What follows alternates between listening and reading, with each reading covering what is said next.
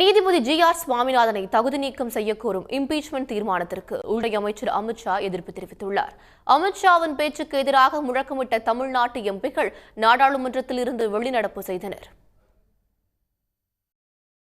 சென்னை உயர்நீதிமன்ற மதுரை கிளை நீதிபதி ஜி.ஆர். சுவாமிநாதனை தகுதி நீக்கம் செய்வதற்கான இம்பீச்மெண்ட் தீர்மான கடிதத்தை மக்களவை சபாநாயகர் ஓம் பிர்லாவிடம் திமுக எம்பிக்கள் கனிமொழி, டி.ஆர். பாலு, சமாஜ்வாதி கட்சித் தலைவர் அகிலேஷ் யாதவ், காங்கிரஸ் எம்பி பிரியங்கா காந்தி உள்ளிட்டோர் நேற்று முன்தினம் வழங்கினர். நீதிபதி ஜி.ஆர். சுவாமிநாதன் மீது 13 குற்றச்சாட்டுகளை முன்வைத்து வழங்கப்பட்ட இந்த தீர்மான கடிதத்தில் திமுக, காங்கிரஸ், சமாஜ்வாதி உள்ளிட்ட கட்சிகளைச் சேர்ந்த 107 எம்பிக்கள் கையெழுத்திட்டனர். இந்நிலையில் நீதிபதியை தகுதி நீக்க கோரும் தீர்மானத்தை குறிப்பிட்டு பேசிய உள்துறை அமைச்சர் அமித்ஷா எதிர்க்கட்சிகள் மீது கடுமையான குற்றச்சாட்டுகளை முன்வைத்தார். ஒரு நீதிபதி தீர்ப்பு வழங்கியதற்காக அவருக்கு எதிராக பதவி நீக்க தீர்மானம் கொண்டு வந்திருக்கின்றனர் என்றும், சுதந்திர இந்தியாவில் இதுபோன்று முன்பு ஒருபோதும் நடந்ததில்லை என்றும் தெரிவித்தார்.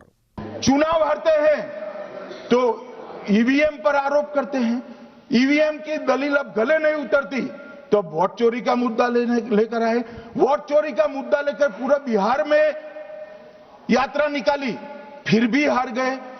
अब हारने का कारण आपका नेतृत्व है, ये हारने का कारण ईवीएम और मतदाता सूची नहीं.